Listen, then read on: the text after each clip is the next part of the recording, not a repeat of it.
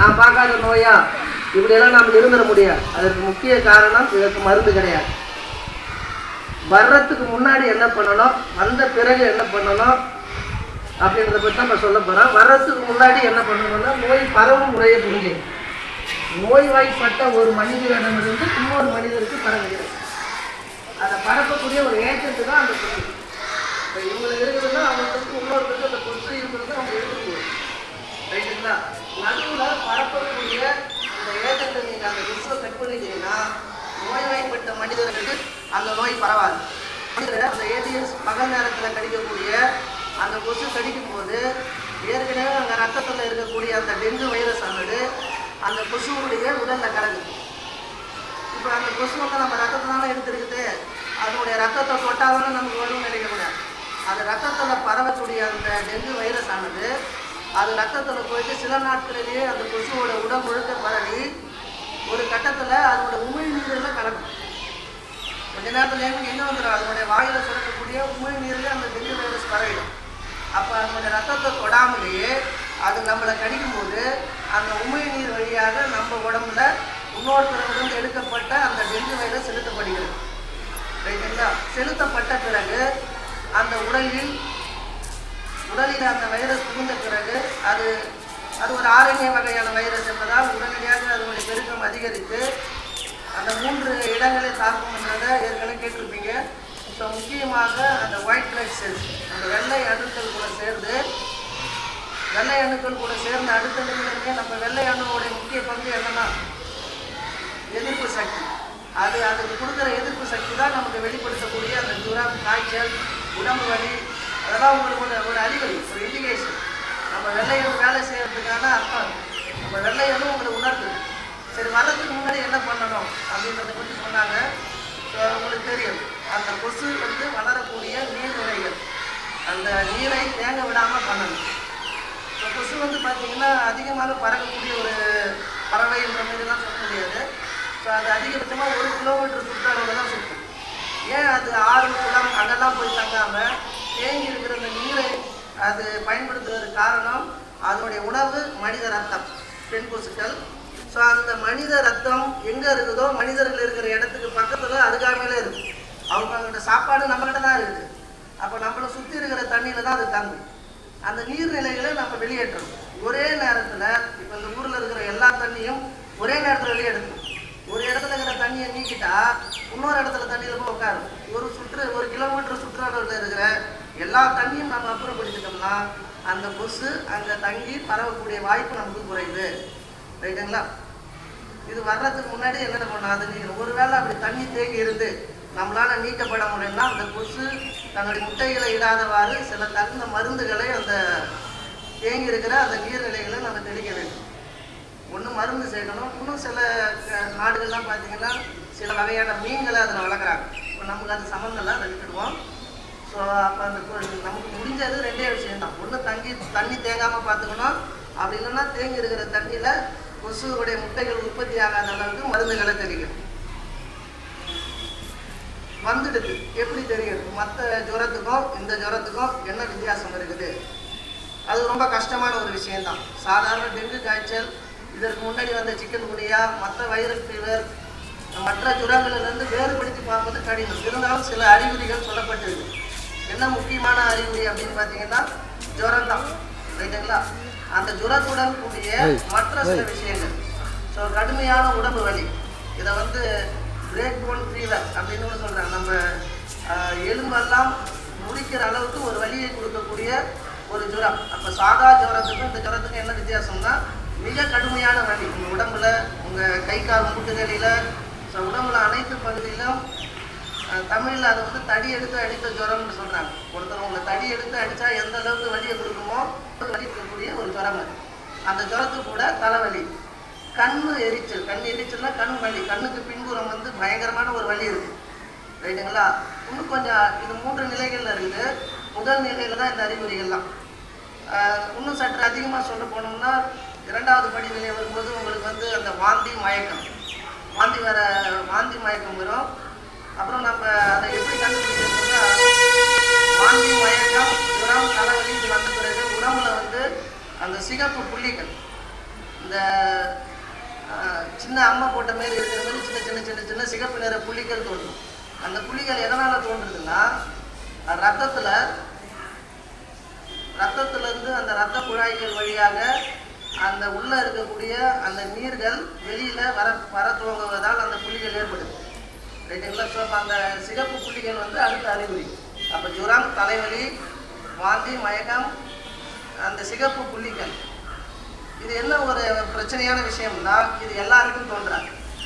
Dengue காய்ச்சல் வந்த அனைவருக்குமே இந்த அறிகுறிகள் தோன்றுமானா அது கிடையாது. அதிகமாக குழந்தைகளுக்கு இது தோன்றக்கூடிய வாய்ப்பு ரொம்ப கம்மி. அதனால தான் அதிக குழந்தைகள் இறக்க நேரிடுது. குழந்தைகளுக்கு வந்து பார்த்திங்கன்னா நோய் தீவிரமான பிறகு தான் வெளிப்படும். நிறைய பேருக்கு அவங்க எதனால் பாதிப்படைதான் தெரிவதற்கான அறிகுறியே வெளியில் தெரியாது. அப்போ வெளியில் தெரிஞ்சால் ஓரளவு நம்ம தப்பிச்சுக்கலாம். ஸோ நிறைய பேருக்கு தெரியாது. அப்போ வந்து நம்ம கொஞ்சம் விழிப்பாக இருக்கணும். நம்மளுடைய ஏற்பட்டிருக்கக்கூடிய அந்த ஜுரம் எதனால் வந்திருக்குது அப்படின்றது அந்த அறிகுறிகள்லாம் கொஞ்சம் கரெக்டாக பார்க்கணும். முக்கியமாக பாதித்த நபர்களிடமிருந்து தான் இது வருகிறது. ரைட்டுங்களா? எப்போ வரும், எத்தனை தடவை அந்த கொசு வந்து நமக்கு ஒரு 10 தடவை கடிச்சா வருமா, 5 தடவை கடிச்சா வருமா, எத்தனை தடவை கடிச்சா வரும்? விடியற் காலையிலும் அந்த பகல் நேரத்திலையும் கடிக்கக்கூடிய கொசுன்னு சொல்லியிருக்கிறோம். ஸோ அப்போ இந்த கொசு வந்து பார்த்திங்கன்னா ஒரு தடவை கடிச்சா கூட அந்த கிருமிகள் நம்ம உடம்புல செல்லக்கூடிய வாய்ப்புகள் இருக்குது. பல தடவை கடித்து அந்த நோய் வராமல் கூட இருக்கலாம். ஆனால் ஒரு தடவை கடித்தா கூட அந்த டெங்கு காய்ச்சலை பரப்பக்கூடிய வைரஸ் நம்ம உடம்புல உள்ளே செலுத்தக்கூடிய வாய்ப்பு அதிகமாக இருக்குது. ரைட்டுங்களா? ஸோ அப்போ அந்த வந்து நம்ம ஒரு தடவை தானே கடிச்சது அப்படிலாம் கிடையாது. அந்த கொசுவுக்கு அந்த வைரஸ் ஏற்கனவே உடம்புல இருந்ததுன்னா நம்ம உடம்புல ஒரு தடவை கடித்தா கூட பரவும். ரைட்டுங்களா? ஸோ வந்தவுடன் நம்ம இந்த அறிகுறிகளெல்லாம் பார்த்து தெரிஞ்சுக்கணும். ரைட்டுங்களா? இதில் 3வது நிலை தான் அந்த ரத்த வெளியேறும் அந்த ஜுரம். ரைட்டுங்களா? அது கடுமையான நிலை. ஸோ அதனுடைய வகைகளை பற்றி இப்போ அதிகமாக சொல்லலை. வர்றதுக்கு முன்னாடி நீர்நிலைகளை தேங்க விடக்கூடாது. வந்த பிறகு அறிகுறிகளை பார்த்து நம்ம தெரிஞ்சுக்கணும். ஸோ நோய்வாய்ப்பட்டவர் இருக்கக்கூடிய இடங்கள்ல இருந்து எப்போ வரும்? இப்போ ஒருத்தர் வேலூர் மாவட்டம், இப்போ புதுவையில் கூட அதிகமான இடங்களில் அந்த நோய் வந்திருக்கிற ஒரு 4-5 பேர்களை சொல்லியிருக்கிறாங்க ஏற்கனவே. ஸோ அப்போ அந்த நோய்வாய்ப்பட்ட இடத்துலேருந்து வர்றவங்களுக்கு நீங்கள் அவங்கள அப்சர்வ் பண்ணணும். அதாவது கொசு கடித்த உடனே வந்துடுமா அப்படின்னா அதுக்கு வந்து 3 நாட்கள்லேருந்து 15 நாட்களுக்குள்ளே எப்போ வேணாலும் வரலாம். 3 நாட்கள்லேருந்து முக்கியமாக 3லேருந்து 7 நாட்களுக்குள்ளார தான் அந்த நோய் அதிகமாக பரவும். ரைட்டுங்களா? இப்போ இந்த ஜுரம் எப்படி இருக்குன்னு பார்த்தீங்கன்னா ஒரு தொடர்ந்து 10 நாட்கள் அடிக்கக்கூடிய ஜுரமாக இருக்காது. முதல் ஒரு 2 நாளைக்கு ஜுரம் இருக்கும். அப்புறம் ஜுரம் தனியும், ஜுரம் போயிடுதுன்னு நினச்சிடக்கூடாது. போன ஜுரம் திரும்ப வந்தாலே கொஞ்சம் ஜாக்கிரதையாக இருக்கும். ஒரு 2 நாளில் காணாமல் போன ஜுரம் நமக்கு 2 நாளைக்கு பிறகு வந்ததுன்னா கொஞ்சம் விழிப்போடு நம்ம அதை பார்க்கணும். அடுத்ததாக வந்த பிறகு இதற்கான மருந்துகள். இப்போ இது வந்து 4 வகையான அந்த வைரஸ் கிருமிகளால் பரவுது என்பதால் இதற்கான அந்த தடுப்பு மருந்துகள் ஒன்றுக்கு இப்போ ஒருத்தர் கண்டுபிடிச்சா இன்னொரு வைரஸ் சாவடிக்குன்றதால இப்போ ஆராய்ச்சிகள் நடந்து கொண்டு இருக்கிறது. ஸோ மருந்துகள் இல்லை. தற்சமயம் சரியாக முற்றிலுமாக குணப்படுத்தக்கூடிய மருந்துகள் இல்லை. இருந்தாலும் ஆரம்ப நிலையிலேயே அந்த 3 நிலைகளில் முதல் நிலையிலேயே நம்ம அதை கண்டுபிடிக்கலாம். அதை கண்டுபிடிக்க மருத்துவமனைகளை அணுக வேண்டும். மருத்துவமனைகளில் அதற்கான வசதிகள் நிறைய இருக்குது. அதாவது நம்மளுடைய உடம்பு இதெல்லாம் அந்த சின்ன அந்த இரத்த குழாய்கள் வெடிப்பு ஏற்பட்டு அந்த நீர் வெளியேறுவது தான் அதனுடைய முக்கியமான விஷயம். அதில் வெளியேறின நீர் மீண்டும் நம்ம உடம்புக்குள்ளார இழுக்கப்படும். கவனிக்கணும். அந்த ஜுரம் வந்து அந்த இரத்த குழாய் வழியாக அந்த நீர் வெளியில் வரும். 3வது நிலை இந்த நோய் முற்றிய பிறகு வெளியில் வந்த நீர் திரும்ப ரத்தத்துக்குள்ளார இழுக்கப்படும். ஸோ அந்த நீர் வெளியேறும் போது ரத்தத்துடைய அந்த ப்ரெஷர், பிளட் ப்ரெஷர் குறையும்.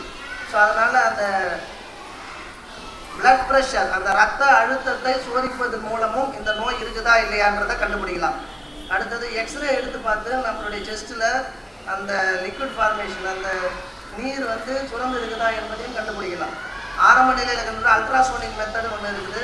இதெல்லாம் டாக்டர்ஸோடைய வேலையை. அப்போ நம்மளுடைய வேலை என்னென்னா அந்த மாதிரி நமக்கு ஒரு சந்தேகம் இருந்தால் உடனடியாக பரிசோதித்து கொள்ள வேண்டும்.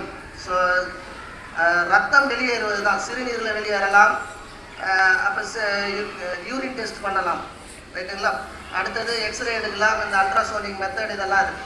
ஸோ அப்போ சந்தேகம் இருந்தால் உடனடியாக பரிசோதித்து கொள்ள வேண்டும். இந்த கிருமி பாதித்த அனைவருக்கும் இறப்பு நேர்படுமா என்றது கிடையாது. 80% மக்கள் பேருக்கு இந்த வைரஸ் நோய் தாக்கினால் அவங்களுக்கு கடுமையான ஜுரத்தோட விட்டுட்டு போயிடுது. இரண்டாவது நிலை, மீதி இருக்கிற ஒரு 10% மக்களுக்கு இன்னும் கடுமையாக ஜுரம் பயங்கர வலி இருக்கு, ஒரு 15 நாளில் அந்த வலி போயிடும். மீதி இருக்கிற 10% தான். இந்த 10% என்பது ஆரம்ப நிலையில் கவனிக்காமல் விட்டது தான். அப்போ நாம் பண்ண வேண்டியது 3 விஷயங்கள் தான். வர்றதுக்கு முன்னாடி காப்பது தான் ரொம்ப சிறந்த விஷயம். அது ஏன்னா மருந்து இல்லைன்றதால வருவதற்கு முன் கொசுவை ஒழிக்க வேண்டும். இல்லை ஒழிக்க முடியலன்னா நம்மளை பாதுகாக்கணும். ஸோ கொசு கடிக்காத மாரி உடைகளை அணிவது, அந்த கொசு நம்ம வீட்டில் அந்த கொசுவத்தியால் பல பாதிப்பு இருந்தாலும் இப்போதைக்கு இருக்கிற முக்கிய பாதிப்பிலிருந்து நம்ம வெளிப்படணும்னா அந்த கொசுவத்தி பயன்படுத்துவது, ஏதாவது அந்த க்ரீம் இருந்தால் பூசிக்கிறது, கொசு வலைகளை பயன்படுத்துவது. கொசுவை வளராமல் பார்த்துங்க, வளர்ந்துட்டுன்னா உங்களை பாதுகாக்கணும். ரைட்டுங்களா? ஸோ அப்போ இது முக்கியம். 2வது, வந்த பிறகு அறிகுறிகளை பார்த்து தெரிஞ்சுங்க.